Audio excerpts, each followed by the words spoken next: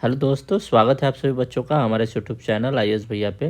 प्यारे बच्चों, इस वीडियो में हम लोग सक्सेसफुल बीपीएससी पीटी के लिए जो है महत्वपूर्ण करेंट अफेयर जो कि आपको आ सकता है, जिसकी आने की संभावना सबसे अधिक होगी, उसको देखने जा रहे हैं।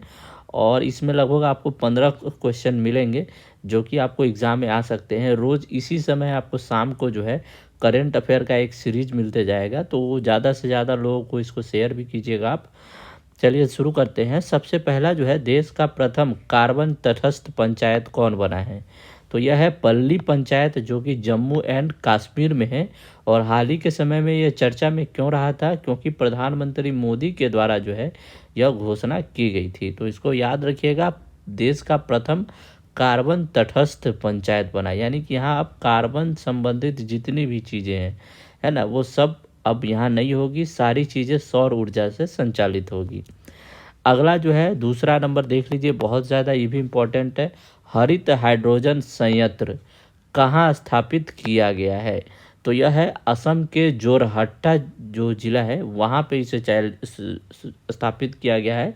और OIL वाइल्ड इंडिया लिमिटेड के द्वारा इसे स्थापित किया गया है। और यह पहला हरित हाइड्रोजन संयंत्र होगा भारत का। नेक्स्ट देख लीजिए, भारत का पहला अमृत सरोवर।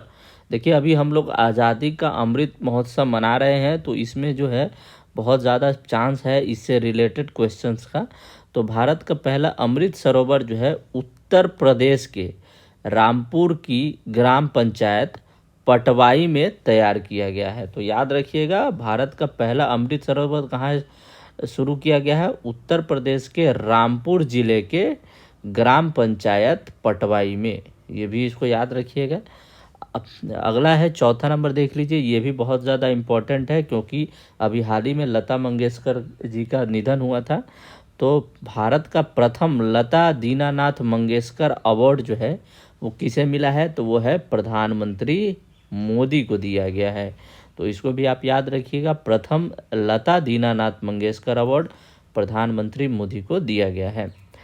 नेक्स्ट जो है पाँचवा नंबर, ये भी बहुत ज़्यादा इम्पोर्टेंट है। 100% गोल्डन सेहत कार्ड पंजीकरण वाला जिला कौन है?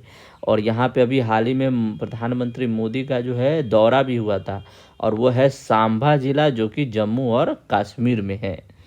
आइए नेक्स्ट देख लेते हैं, देश का पहला कागज रहित विधानसभा कौन बन गया है?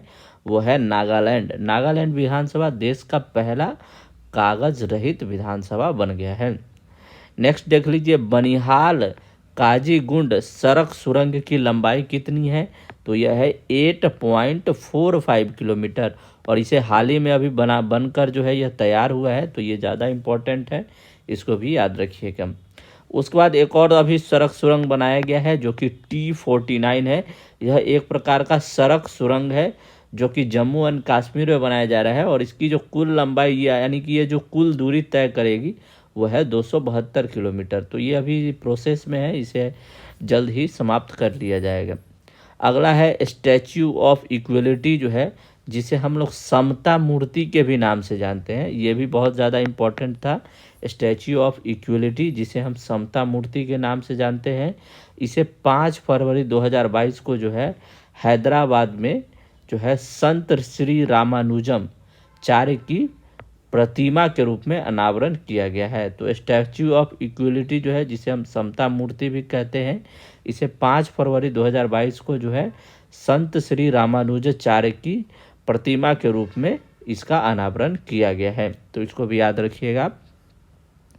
नेक्स्ट हम लोग देख लेते हैं पर्वतमाला परियोजना। ये वित्त मंत्री निर्मला सीतारमन के द्वारा इसे चालू किया गया है, और यह पहाड़ी जो क्षेत्र है वहाँ पे पर्यटन को बढ़ावा देने के लिए सड़क का जो नेटवर्क है उसमें सुधार करने के लिए है।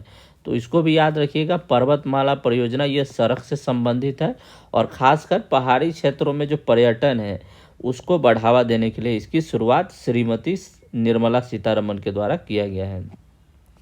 11वां नंबर है, किस स्थिति को पीएम मोदी ने नई दिल्ली में प्रधानमंत्री संग्रहालय का उद्घाटन किया है? यह भी बहुत ज़्यादा इम्पोर्टेंट है, अभी हाल ही में चर्चा में रहा है ये, और ये देश में पहली बार हुआ है।